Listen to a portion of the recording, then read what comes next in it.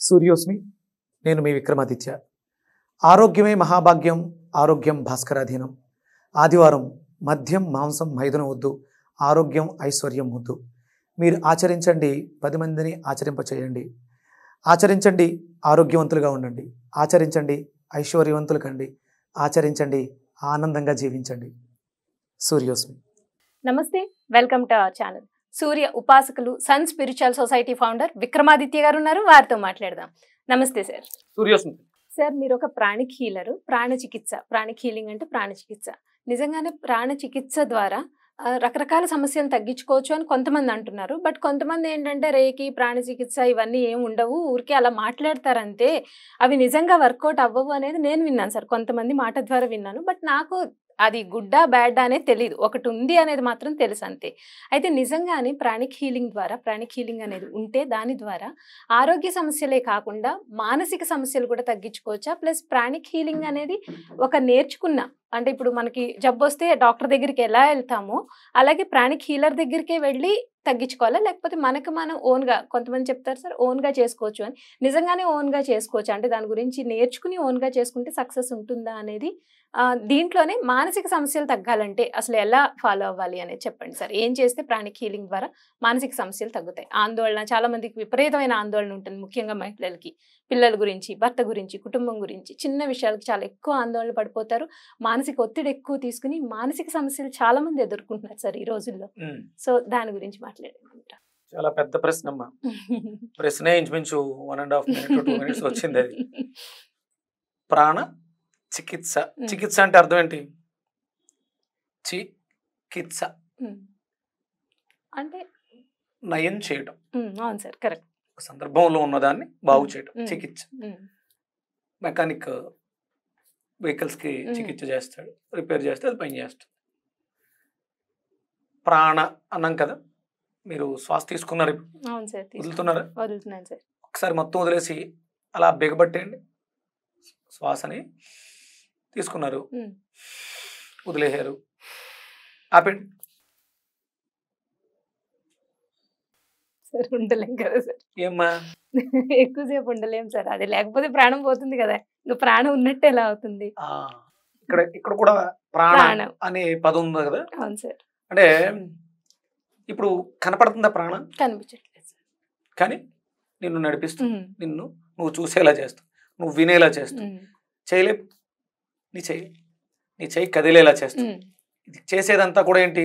ప్రాణం. ప్రాణం పోతే, ప్రాణం లేకపోతే ఇంకేం కదలదు, ఊపిరి ఆగిపోతుంది, అంతే కదా సార్. అదే దాన్ని ఇప్పుడు అంటే వాళ్ళు ఎవరు అంటున్నారు కదా, ప్రాణ రేకి ఇవి లేవు, గాడిద గుడ్డు అని. నిన్ను నడిపించేదే ప్రాణ. లేదు అని నీ నోటిని కదిలించేదే ప్రాణ. ప్రాణ చికిత్స లేకపోవడం ఏంటి?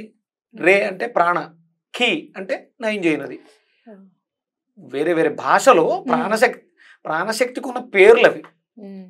ప్రాణిక్ అంటే ప్రాణశక్తి, హీలింగ్ నయం చేయటం. రే కీ, రే అంటే ప్రాణశక్తి, కీ అంటే నయం చేయటం.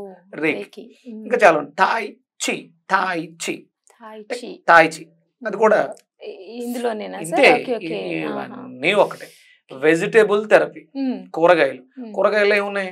ప్రాణం ఉంటుంది. మీరు కూరగాయలు, వంకాయలు తీసుకొచ్చి పక్కన పెట్టారు, ఓ 6 రోజుల తర్వాత చూస్తే అంటే ప్రాణం పోయింది. దాంట్లో ప్రాణం ఉంది కాబట్టి దాన్ని తీసుకోవడం ద్వారా ప్రాణశక్తిని స్వీకరిస్తాం. ఇప్పుడు ఇక్కడ మనం ఒక వ్యక్తిని, నేను ప్రాణిక్ హీలర్ నమ్మా అన్నాను. అంటే ప్రాణిక్ హీలర్ని అంటే ప్రాణశక్తిని స్వీకరించటము, పంపించడము తెలిసిన వాడిని. అంటే మీరు కూడా అంతే, మీకు తీసుకోవడం తెలియకుండానే చేస్తున్నారు. తీసుకున్నారుగా? అవును సార్. అపానవాయువుని తీసుకున్నారు, ప్రాణవాయువుని విడిచిపెట్టారు, ప్రాణవాయువు బయటికి వెళ్ళిపోయింది, ప్రాణం వదిలేసామంటాం. అంటే మనం అందరం ఏమనుకుంటాం అంటే ఆక్సిజన్ పీలుస్తున్నాం, కార్బన్ డైఆక్సైడ్ విడిచిపెడుతున్నాం. కానీ మనం అపానవాయువుని స్వీకరించి ప్రాణవాయువుని విడిచిపెడుతున్నాం. విడిచిపెట్టి ఆపేస్తే చచ్చిపోతాం. అది ప్రాణం బయటకు పోయింది, మళ్ళీ తీసుకోవాలి. అందుకని అపానవాయువుగా తీసుకున్నాం. అది లోపలికి వెళ్ళిన తర్వాత ప్రాణవాయువు అవుతుంది. అది ప్రాణాన్ని నిలబెడుతుంది. అంటే ఇప్పుడు మేము చాలా చెప్తూ ఉంటాం ట్రీట్మెంట్లు, హోమియోపతి, అల్లోపతి, ఆయుర్వేదం, యునాని, ఇవన్నీ ఎన్ని చెప్పినా మనిషికి ప్రాణం ఉంటేనే ట్రీట్మెంట్ చేస్తాయి. ప్రాణం లేకపోతే నువ్వు దేన్ని ఏమీ చేయలేవు. ఇందులో ప్రధానంగా మనకి మన శరీరానికి. అంటే నువ్వు అడుగుతావునో లేకపోతే సందర్భం తెలియదు, నేను ఒక ఫోటో తీసుకుని వచ్చాను. పొద్దుటోడు చదివేటప్పుడు చాలా ఇంట్రెస్టింగ్ అనిపించింది. ఈ భౌతిక దేహం ద్రవ్యమైన శరీరం, ద్రవంతో నిండి ఉంది.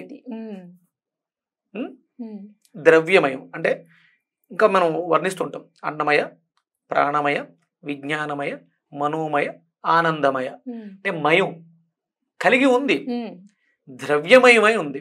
అంటే మన శరీరం 75% నీటితో నింపబడి ఉంది. ఇంకా మిగతావి రకాలు ఉంటాయి, కానీ 70% మాత్రం వాటర్, మిగతా ఉన్నాయి. అలా అది ఇవాళ పొద్దున చాలా అంటే దీన్ని బాగా ప్రాక్టీస్ చేశాను. నేను రెగ్యులర్గా ఏదో పుస్తకం చదువుతున్నాం. ప్రాణమయ, మనోమయ, సంస్కారమయ. ఇంకొకటి అద్భుతంగా ఇది నాకు అనిపించింది.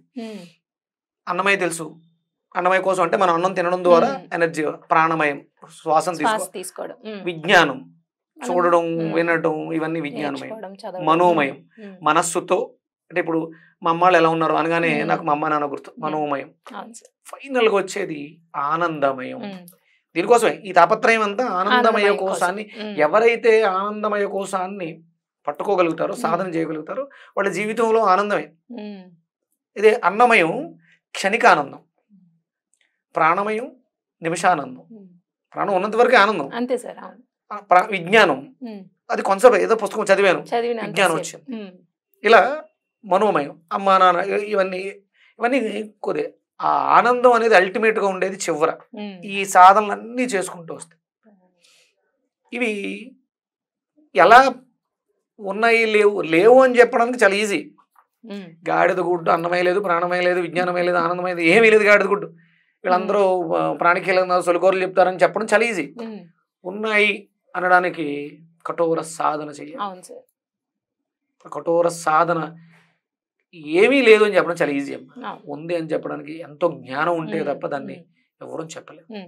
ఇప్పుడు మీరు అన్నట్టు జనాలకి స్ట్రెస్, ఒత్తిడి, మానసిక ఒత్తిడి అంటే మనం భౌతిక దేహానికే ట్రీట్మెంట్ జరుగుతున్నాయి. ప్రకృతి అంతా కూడా, సృష్టి అంతా కూడా. మీరు ఏ జీవైనా ఒంట్లో బాగాలేదు, నాకు మా పిల్లలు సంపాదించట్లేదు, సరిగా చదువుకోవట్లేదు, అల్లరి చేస్తున్నారు, ఎక్కడైనా ఉన్నాయా? అసలు ఏమో చింత ఉంటుంది అట్లకి? ఉండదు. ఒక్క మనిషికే చింతలన్నీ. ఎందుకంటే ఇంత అద్భుతమైనటువంటి జ్ఞానమైనటువంటి శరీరాన్ని ఇచ్చాడు. దానికి అవసరమైనది మన దగ్గర లేదు. అంటే మన దగ్గర లేదంటే నా దగ్గర ఉందమ్మా, మీ దగ్గర లేదు. మీరు ఏం చదువుకున్నారు? డిగ్రీ చదివారు. పూర్వం చదివే చదువులకి ఇప్పుడు చదివే చదువులకి చాలా వ్యత్యాసం. అప్పుడు పూర్తిగా తెలుగు ఎక్కువ ఉండేది. అప్పుడప్పుడే కాన్వెంట్స్ వచ్చినాయి, ఇంగ్లీష్ మీడియం స్కూల్స్. ఎప్పుడైతే ఇంగ్లీష్ మీడియం వచ్చిందో ఈ ఉచ్చారణ, ప్రొనౌన్సియేషన్, అర్థాలు, ప్రతిపదార్థాలు, నామవాచకాలు ఇవన్నీ తెలియవు. ఆ తెలియకపోవడం కేవలం పుస్తకాల వరకే పరిమితం అయితే పర్లా, బ్రెయిన్ వరకు కూడా వెళ్ళిపోయింది. అందుకని ఏదైనా ఒక సమస్య వస్తే బెంబేలెత్తిపోతున్నాం. ప్రతి సమస్యకి పరిష్కారం మీ మెదడులో ఉంది, మీ శరీరంలో ఉంది, మీ లోపలే ఉంది. A to Z మీ జీవితం. ఈ రోజు మన ఇద్దరం చేసే ఈ ఎపిసోడ్, మొన్న మనం ఎపిసోడ్ చేస్తే అరైజ్ అయిపోవడం కూడా దాంట్లో ఉంది. ఇదంతా ఫిక్స్. మీరు ఎంతో తాపత్రయపడ్డారు, కానీ డెస్టినీ డిసైడ్ అయి ఉంది. నేను కూడా ఎంతో తాపత్రయపడ్డాను, దాన్ని రికవరీ చేయడానికి చాలా ప్రయత్నం. మంచి ఎపిసోడ్స్ బాగా వచ్చినాయి. ఇంకొక అమ్మాయి వచ్చి అద్భుతమైన ఎపిసోడ్ కూడా చేశారు. యాక్చువల్లీ చాలా ఫీల్ అయ్యి చాలా ట్రై చేసాం, బట్ అది ఎందుకో అవ్వలేదు. అది ఆల్రెడీ డెస్టినీ. నేను ఒక ప్రయత్నం అంటే ఇది మానవ తప్పిదమా, ప్రకృతి తప్పిదమా అని ఆలోచించాను. చిన్న ప్రయత్నం చేద్దామని ట్రై చేశాను. మీరు చాలా ట్రై చేశారు. కొంచెమే ట్రై చేశాను, పెట్టేసి వదిలేసి వెళ్ళిపోయాను. నాకున్న ఆ సోర్స్ లో అది ఇచ్చాను. అంటే ఆ మనిషి ఇక్కడ ఉంటే తెచ్చు, అది పెద్ద కష్టమేం కాదు.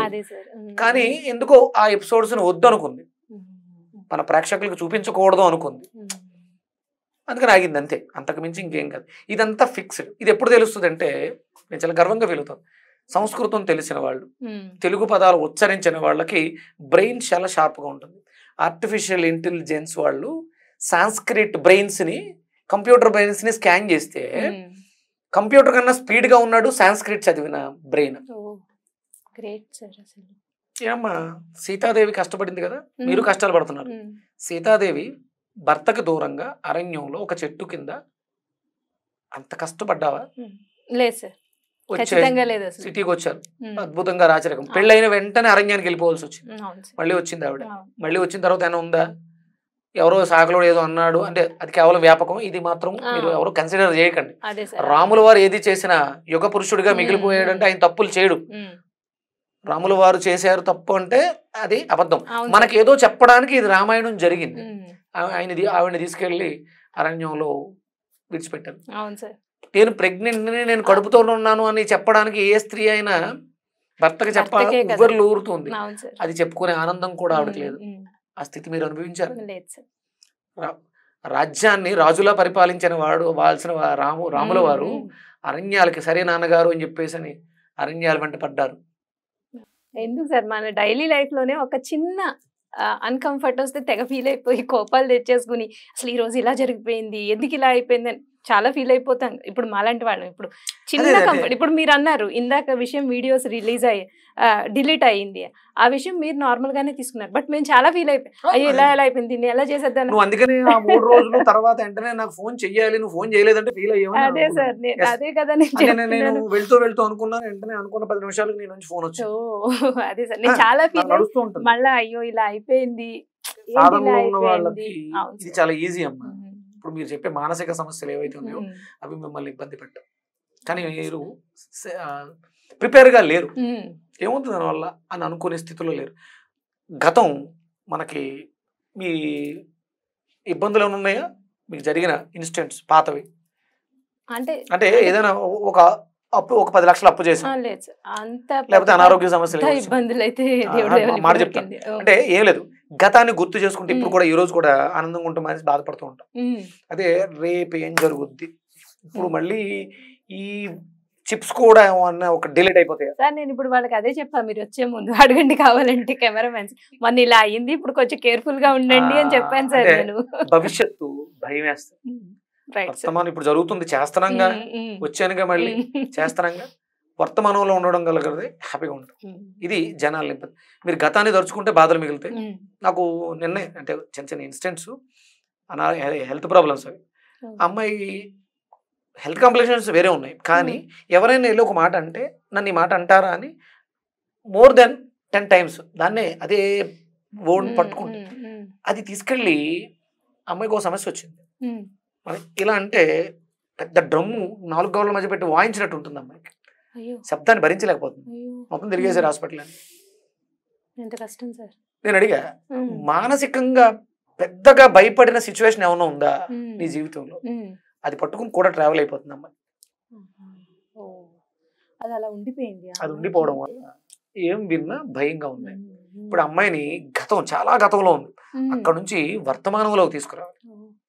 ఆ ప్రాబ్లం సాల్వ్ అయిపోద్ది. టెస్టులు చేశారు, ఎక్కడ ఏం దొరకవు. వీళ్ళందరం కూడా మనం అన్నట్టు రసమయ్యే శరీరం, ఈ శరీరానికి ట్రీట్మెంట్ చేస్తున్నాం, కానీ మనోమయానికి, విజ్ఞానమయానికి, శక్తి శరీరానికి ట్రీట్మెంట్ చేయాలి. అది కేవలం ఒక్క ప్రాణిక్ హీలింగ్ మాత్రమే.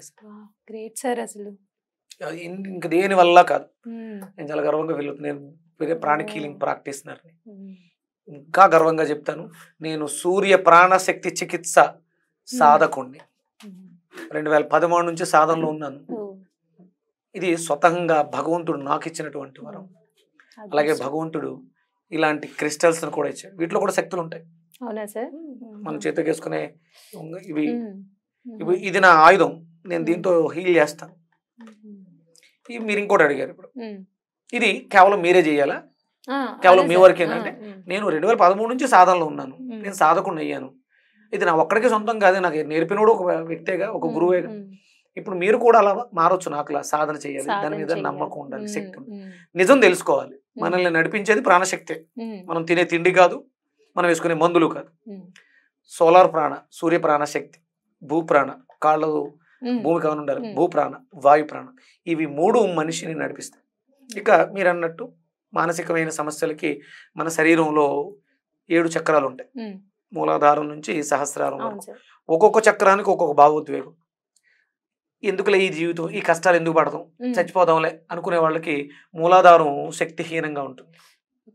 సూసైడ్ చేసుకున్నాడు అంటే వాడు మూలాధారం శక్తిహీనంగా ఉన్నవాళ్ళు. దాన్ని మనం బాగు చేసుకోవడానికే దేవాలయానికి వెళ్ళినప్పుడు గుళ్ళో గుంజిళ్ళు తీస్తారు. నువ్వు గుంజిళ్ళు తీస్తే వినాయకుడికి ఏంటి లాభం? అవును కదా సార్. అవును. నువ్వు గుంజీళ్ళు తీస్తే వినాయకుడు, నువ్వు పొర్లు దండాలు పెడితే శివాలయం చుట్టూ శివుడికి ఏంటి లాభం? అక్కడ ఉన్నటువంటి శక్తి మీ శరీరంలో ఉన్నటువంటి ఆ శక్తి కేంద్రాల ద్వారా ఆకర్షింపబడుతుంది. యాక్టివేట్ అవ్వడానికి అన్నట్టు ఇవన్నీ పెట్టారు మా అంతే. పెద్దవాళ్ళు. చప్పట్లు కొట్టడం కానీ, గుంజీళ్ళు తీయడం కానీ, ప్రతిదీ కూడా ప్రాణశక్తితో మిమ్మల్ని అనుసంధానం చేయడానికి. అపానవాయువుని స్వీకరించి ప్రాణవాయువుగా మార్చుకుని ప్రాణాన్ని నడిపించుకుంటున్నాం. ఎప్పుడైతే ప్రాణం పోయింది బయటికి, ప్రాణశక్తిని విడిచిపెడతాం, పోయింది. ప్రాణశక్తి లేకపోతే జీవితం వ్యర్థం, అది లోపల ఉండాలి. బయట ఉన్నదంతా అపానవాయువు. సరే, మీరు ఎలా అడిగారు కదా, ఈ మానసిక సమస్యల నుంచి బయటపడటానికి అద్భుతంగా ముందు ఫస్ట్ కోపము, ద్వేషం, పగ, ఇవి మనుషుల్ని ఇబ్బంది పెట్టేస్తాయి. ఇది హృదయ చక్రం, ఇది మణిపూరకం. నాభి దగ్గర ఉండేదని మణిపూరకం అంటారు. హృదయ చక్రానికి మణిపూరకానికి మధ్యలో ఇక్కడ ఒక చక్రం ఉంటుంది. ఇది చాలా ఇంపార్టెంట్.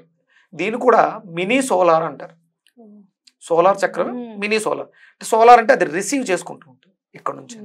మణిపూరకం కూడా రిసీవ్ చేసుకుంటుంది, కానీ ఈ చక్రానికి ఉండే క్వాలిటీస్ వేరు. ఇది ఫ్రంట్ సైడ్ ఇబ్బంది పడితే ఈ చక్రం గ్యాస్ట్రిక్, అల్సర్స్, డైజెషన్ ఇష్యూస్ ఇవి వస్తాయి. వెనకాల ఈ చక్రానికి ఇంకోటి ఉంటుంది, ఇదే చక్రం ఇంకోటి ఉంటుంది. ఇది నువ్వు నన్ను తిడితే దాన్ని నేను లోపల పెట్టుకుంటే అది పెద్దదైపోయి అది ఇబ్బంది పడుతూ, అంటే అది పాడైపోతే నేను నీ మీద ద్వేషాన్ని పెట్టేసుకుంటాను. పగ, చంపేయాలి, వేసేయాలి, ఏదో చేసేయాలి. ఇవన్నీ కూడా బ్యాక్ ఉంటాయి. ముందుండేది భౌతికమైనటువంటిది, వెనకుండేది మానసికమైనటువంటిది. ఇప్పుడు అందరికీ కూడా ముందు పాడవడం ద్వారా వెనకాల కూడా పాడవుతుంది. అంటే మనం లోపలికి తీసుకునేటువంటి పదార్థం వ్యర్థమై, విషమై చక్రాలను పాడు చేసేస్తూ ఉంటుంది. ఇది చెడిపోయింది. ఇది చెడిపోయిన తర్వాత గ్యాస్ట్రిక్ ఇష్యూ వచ్చింది. మణిపూరకం చెడిపోయింది. మణిపూరకం చెడిపోయిన తర్వాత మీరు హాస్పిటల్కి వెళ్తూ ఉంటారు, డబ్బులు ఖర్చు అవుతూ ఉంటాయి, రోగం నయం అవుతుంది. విపరీతమైనటువంటి ఖర్చుకి కారణం మణిపూరకం పాడైపోయింది. మీరు డబ్బు నిల్వ పెట్టలేకపోతున్నారు, మణిపూరకం పాడైపోయింది. డబ్బు సంపాదనకి మూలాధారం కారణం అవుతుంది. డబ్బుని నిల్వ ఉంచుకోవడానికి మణిపూరకం కారణం. మధ్యలో ఖర్చు, అది సక్రమమైన ఖర్చా, వ్యర్థమైన ఖర్చా చెప్పేది స్వాదిష్టానం. స్వాదిష్టాన చక్రం బాగున్నవాడు ఖర్చు పర్ఫెక్ట్ గా ఉంటుంది. దీనికి ఇంత పెట్టాలి, అంతే పెడతాడు. కొనే ప్రతిదీ కూడా ఉపయోగకరమైందా కాదా. ఇక్కడ లగ్జరియస్, బాగా కనిపించాలి, బట్టలు, ఇవన్నీ కూడా స్వాదిష్టం. హృదయం దానం చేసే గుణం కలిగి ఉంటుంది. అంటే ఇక్కడ ఉన్న డబ్బుని దాన గుణానికి ఖర్చు పెడుతూ ఉంటుంది.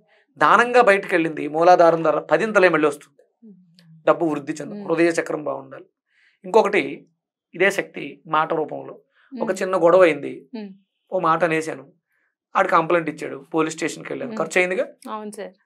ఇక్కడ కడుపు మంట, మాట ద్వారా ఖర్చు అయింది. ఇక్కడ ఇది చూసింది, ఇక్కడ చక్రం ఉంటుంది, అది చూస్తుంది, అది నాకు కావాలి, అది నాకు కావాలంటే కోరిక, డబ్బు తీయాలి, డబ్బు ఖర్చు పెట్టాను. ఇది బాగోకపోతే అక్కలేని వాటి మీద దృష్టి ఖర్చు. ఇది స్పిరిచువల్ కార్డు. భగవంతుడు, భగవంతుడి కోసం ఖర్చు చేయాలి. భగవంతుడి కోసం ఏది చేసినా వృధా పోదు. ఇది బాగాలేదు, అప్పుడు దేవుడి పేర్లతో మోసాలు జరుగుతుంటాయి. మీరు మీ పేరు గోత్రాలు, నేను పూజ చేస్తున్నాను, పేరు గోత్రాలు పంపించండి అంట ముందు, తర్వాత ఫోన్ చేస్తే పేరు గోత్రాలు చెప్పేటప్పుడు 2000 వేయండి, 3000 వేయండి అంటాం. ఈ సహస్రారం బాగోకపోతే అలాంటి మోసాలకి గురైపోతుంది. దీన్ని బట్టి మీరు ప్రతి ఒక్కళ్ళు అవగాహన తెచ్చుకోవాలి. చెప్పేవాడు ఇప్పుడు విక్రమాదిత్య చెప్తున్నాడు, విక్రమాదిత్య సహస్రారం బాగుండకపోతే విక్రమాదిత్య అబద్ధాలు చెప్తాడు, జనాల్ని మోసం చేస్తాడు. మీ దగ్గరకి గురువుల పేరుతో వచ్చేటువంటి మోసగాళ్ళని గమనించడం అలా, ఇది తెలుసుకుంటే మీరు అన్ని సమస్యల నుంచి బయటకు వచ్చేస్తారు. ఇలా ప్రాక్టీస్ చేయండి. ముందు ఒకేసారి రాదు, చేయాలా పెట్టండి. ఇలా 2 వేళ్ళు, ఓకే. ఈ చేతిని నెమ్మదిగా ఇక్కడ నుంచి ఇలా దగ్గరికి తీసుకొస్తూ విక్రమాదిత్య స్పిరిచువల్ కార్డ్ అని అడగాలి. అంటే అందరూ ఇప్పుడు మీకు మాత్రమే నేను పర్మిషన్స్ ఇస్తున్నాను నా స్పిరిచువల్ కార్డుని చూడటానికి. అలా ఎవరిది పడితే వాళ్ళు చూడకూడదు. ఎవరైనా వచ్చి మిమ్మల్ని మోసం చెయ్యాలి అనుకుంటే వాడు నిజంగా భక్తిపరుడా మోసగాడా తెలుసుకోవడానికి ఇది ఉపయోగపడుతుంది. విక్రమాదిత్య స్పిరిచువల్ కార్డ్, భగవంతుడి శక్తి ఎంత ఉంది ఇక్కడ పెట్టండి. చెయ్యి విక్రమాదిత్య స్పిరిచువల్ కార్డ్. కదలట్లేదు సార్, హ్యాండ్ కదలట్లేదు. ఓకే, నేను మనసులో మాట అనుకుంటాను, మీ చెయ్యి అలాగే ఉంచండి.